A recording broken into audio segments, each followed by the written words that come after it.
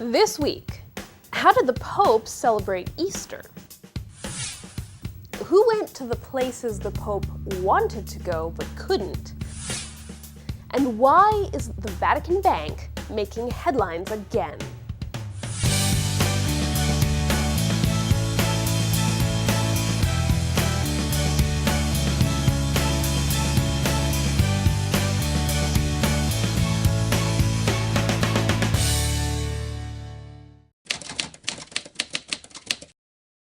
Hello and welcome to this edition of Vatican Connections, our first edition of the Easter season. While all eyes were on Pope Francis during the Triduum liturgies, one Vatican official was working away silently in the corners of Rome that most people try to forget. Archbishop Konrad Krzyzewski, the papal almoner, spent Good Friday evening with a group of volunteers giving out envelopes to the homeless around the Vatican and Rome's Termini station. The envelopes contained a prayer card, a card with a photo of Pope Francis, and a small amount of money. At the same time, volunteers, including off-duty Swiss guards and members of different lay organizations, served up a hot meal. While that was happening in Rome, another Vatican official was thousands of kilometers away celebrating Easter with Christians in refugee camps. Cardinal Fernando Filoni is the head of the Congregation for the Evangelization of Peoples. Pope Francis asked him to visit Iraq on his behalf to bring comfort to the thousands of refugees who fled the Islamic State. The Cardinal celebrated Easter Vigil Mass in a camp in Erbil and Easter Sunday Mass in Suleimina. In both cases, Mass was celebrated in a tent that serves as the local church. After each Mass, Cardinal Filoni gave out rosaries from the Pope and Easter cakes sent by the Diocese of Rome. He later told Vatican Radio that the conditions in the Erbil camp are not good, but authorities have assured him the refugees would be moved to better locations shortly. Now, during the Cardinal's visit, ISIS fighters took control of the Yarmouk camp in Syria, and the United Nations says conditions in that camp are now beyond inhumane. This was not Cardinal Filoni's first visit to the region. He made his first visit as the Pope's special representative in August 2014, and here's more from CNS on what he discovered during that first visit. Pope Francis met Cardinal Filoni immediately after the Cardinal returned from a week-long visit to Iraq. The Pope had sent the Cardinal to the region to show solidarity with the Christians and other minorities forced from their homes by the Islamic State terrorist group. Cardinal Filoni said the displaced have immediate needs for shelter, food, and water. Any piece of lawn or any room in any building is accepted with gratitude because the daytime temperatures regularly reach 110 degrees Fahrenheit. All the people, he said, are wondering how long this situation will last and whether they have any future in their homeland. The main targets of the Islamic State terrorists have been Christians and especially members of the Yazidi religious minority. Among the displaced, the lucky ones are those who have only lost their homes, the Cardinal said. The blank faces of so many survivors convey a sense of shock and complete bewilderment.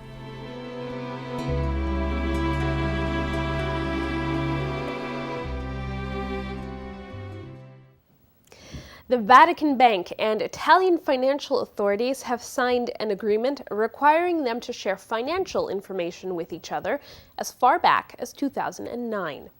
The Vatican Bank has sometimes been considered a place for Italians or Italy-based church groups to hide taxable income from the Italian government, though in recent years the Vatican Bank has encouraged its clients to declare their money that's in their Vatican accounts in their home country. Now, this agreement is the fruit of a long process of bringing financial practices at the Vatican in line with international norms. The US-based Promontory Group was contracted in April 2013 to help with the process, as well as the Vatican's Financial Information Authority. The Pope's travel plans seem to be expanding all the time. During Holy Week, the Secretary of State, Cardinal Pietro Parolin, sent a letter on behalf of the Pope to the bishops and faithful of Colombia. In that letter, Cardinal Parolin focuses on the issue of peace building and offers words of encouragement from the Pope. He also says that the Pope hopes to meet with the Colombian bishops and faithful during one of his Latin American visits. The Pope's nuncio to Colombia, Ettore Ballestero, was quoted by Colombian media saying that the Pope will not make the visit this year due to his already heavy schedule. He said, quote, he does have a visit planned to Latin America this year, but won't come to Colombia this year. The Congregation for Religious Life hosted an international congress for formators. The theme was Living Christ According to the Way of Life of the Gospel. The Congress opened with a meditation given by Cardinal João Braz de Aviz, the prefect of the Congregation for Religious Life. He said formation of a consecrated person is permanent because it is a progressive assimilation of the sentiments of Christ towards the Father. And formation should involve not just the intellect, but the heart and the hands, because those sentiments towards the Father have to get into the daily life of consecrated people. About 1,200 formators took part in the Congress. This is just one of the many conferences the congregation is offering throughout the year for consecrated life. And finally, some sad news out of Montreal. Cardinal Jean-Claude Turcotte died this week at the age of 78. In a telegram to the current Archbishop of Montreal, Pope Francis said Cardinal Turcotte was a pastor who was zealous and attentive to the challenges of the contemporary church. The Pope also referred to the late cardinal as a listened-to member of various Roman dicasteries. Cardinal Turcotte was named Archbishop of Montreal in 1990 and made a cardinal in 1994. He retired in 2012 but took part in the 2013 conclave that elected Pope Francis. With his death, the College of Cardinals now has 225 members, and out of those, 122 are under 80 and eligible to vote in a conclave. A funeral mass will be celebrated in Montreal on April 17th. Did you know? 10 years ago this week, the world was mourning the death of Pope John Paul II. Millions of people gathered in Rome after Easter to pay their last respects and attend his funeral mass. Let's take a look at what Pope Francis has been doing this week. Not surprisingly, his schedule was almost totally focused on the Holy Week and Easter liturgies. On Holy Thursday, he celebrated two Masses, the Chrism Mass with the clergy of Rome and the Mass of the Lord's Supper. As is his tradition, the Mass of the Lord's Supper did not happen at the Vatican. Instead, Pope Francis celebrated at the Rebibbia prison complex. The congregation was made up of 300 inmates, 150 men and 150 women, including some from the prison's maternity ward. Now, CNS has more on both those liturgies.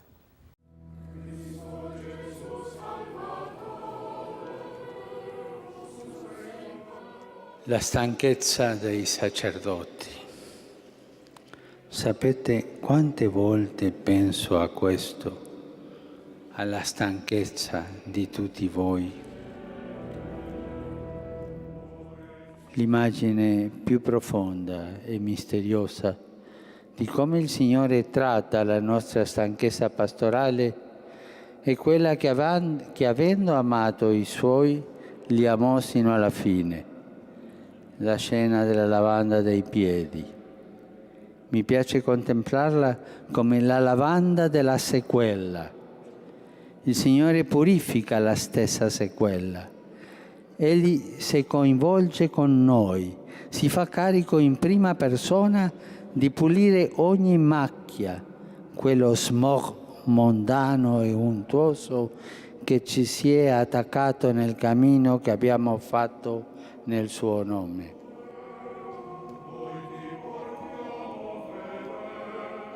I discepoli non capivano lavare i piedi. In quel tempo era uso questo, era un'abitudine, perché la gente quando arrivava a una casa aveva i piedi sporchi del polvere, del camino. Non c'erano i San Pietrini in quel tempo, no? E all'entrata della casa gli si lavava i piedi. Ma questo non lo faceva il padrone della casa, lo facevano gli schiavi, era lavoro di schiavi. E Gesù lava come schiavo i nostri piedi.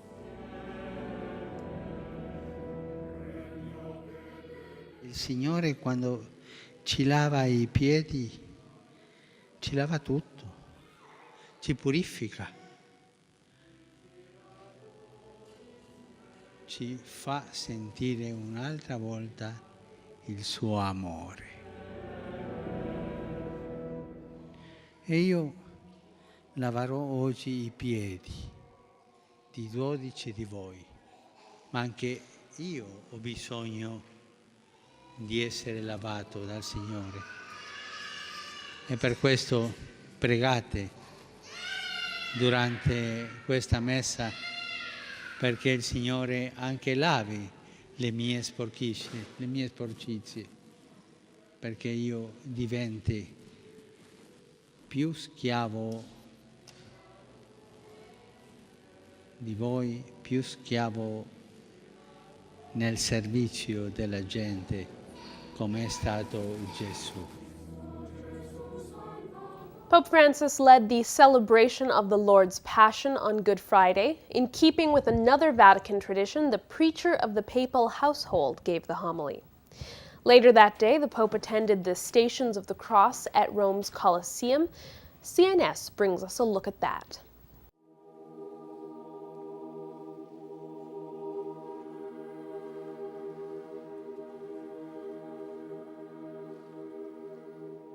I cristiani non sono certamente le sole vittime di questa violenza omicida che c'è nel mondo, ma non si può ignorare che in molti paesi essi sono le vittime designate più frequenti.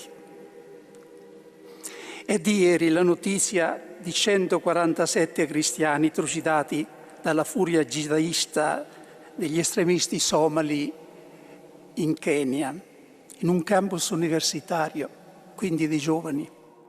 Rischiamo tutti, istituzioni e persone del mondo occidentale, di essere dei Pilati che si lavano le mani.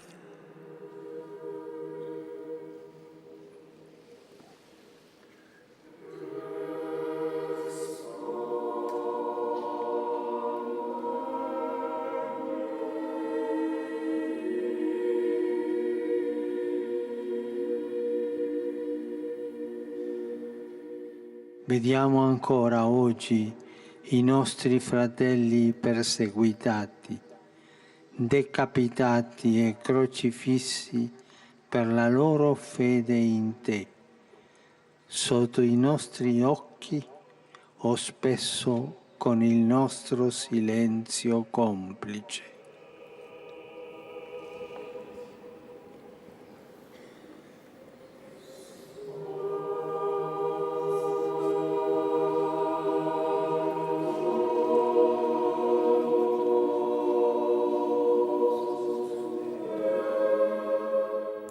A slightly shortened Easter Vigil was the high point of the weekend. Still, it included the baptism, confirmation, and First Communion of 10 people. The next morning, the Holy Father turned his attention to the plight of persecuted Christians and the role of the international community. Easter Monday also saw Pope Francis appearing at the window of his study because it is a holiday in Europe. CNS has more. Lumen Christi. Deo gratias. Non si può vivere la Pasqua senza entrare nel mistero. Non è un fatto intellettuale, non è solo conoscere, leggere, è di più, è molto di più. Per entrare nel mistero ci vuole umiltà. L'umiltà di abbassarsi,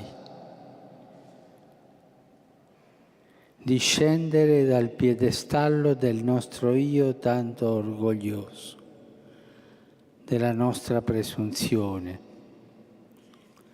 L'umiltà di ridimensionarsi, riconoscendo quello che effettivamente siamo, delle creature con pregi e difetti, dei peccatori bisognosi di perdono.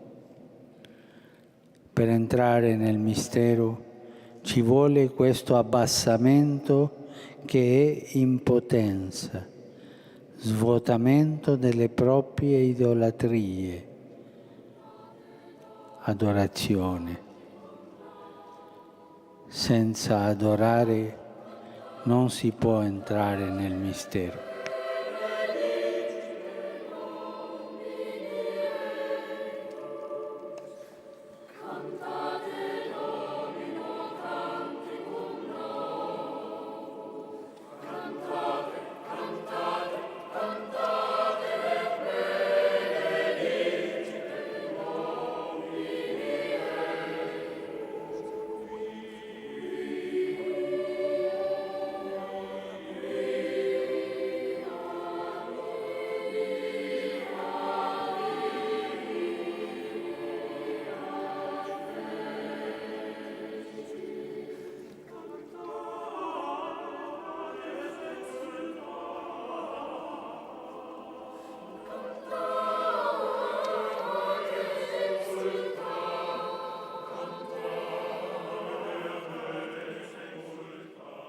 Al mattino di Pasqua, avvertiti dalle donne, Pietro e Giovanni corsero al sepolcro e lo trovarono aperto e vuoto. Allora si avvicinarono e si chinarono per entrare nel sepolcro. Per entrare nel mistero bisogna chinarsi, abbassarsi. Solo chi si abbassa comprende la glorificazione di Gesù e può seguirlo sulla sua strada.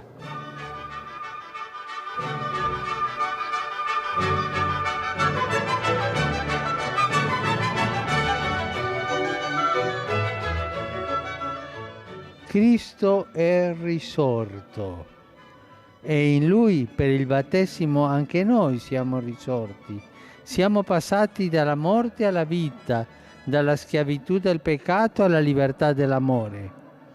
Ecco la buona notizia che siamo chiamati a portare agli altri e in ogni ambiente animati dallo Spirito Santo. La fede nella risurrezione di Gesù e la speranza che Egli ci ha portato è il dono più bello che il cristiano può e deve offrire ai fratelli.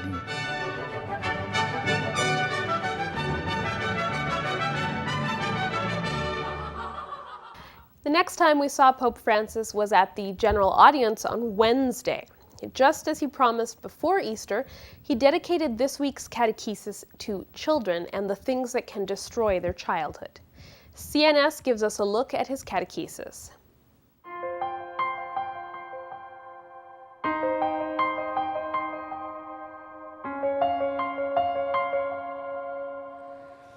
Tanti bambini fin dall'inizio sono rifiutati, abbandonati, derubati dalla loro infanzia e del loro futuro. Qualcuno osa dire, quasi per giustificarsi, che è stato un errore farli venire al mondo. Ma questo è vergognoso.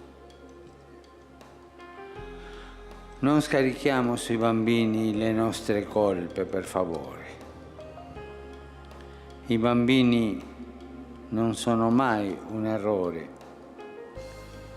La loro fame non è un errore, come non lo è la loro povertà, la loro fragilità, il loro abbandono. E non lo è neppure tutto questo. Semmai questi sono motivi per amarli di più con maggiore generosità.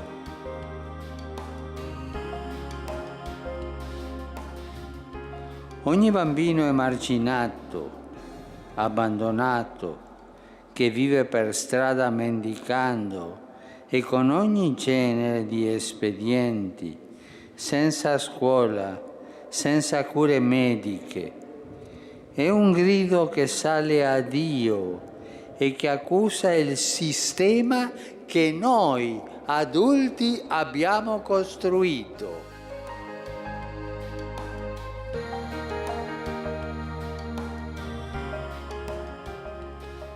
Anche in questa nostra epoca, come in passato, la Chiesa mette la sua maternità al servizio dei bambini e delle loro famiglie.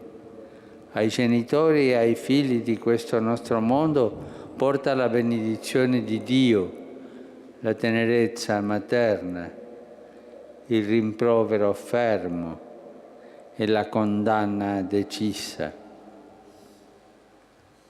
Fratelli e sorelle, pensate bene, con i bambini non si scherza.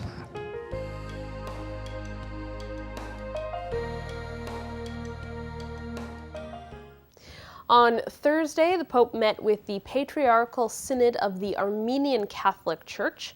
They were in Rome for Divine Mercy Sunday, when St. Gregory of Narek would be declared a doctor of the Church.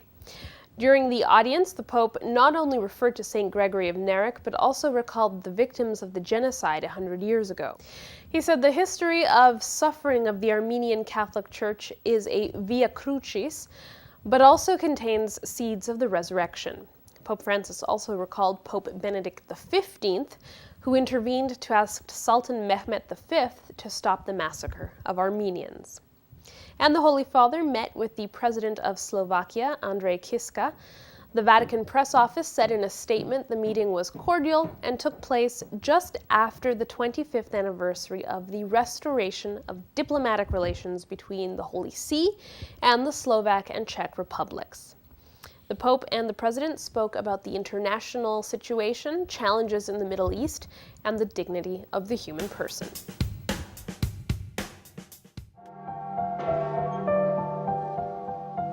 The Holy Father, John Paul II, died this evening at 9:37 in his private apartment.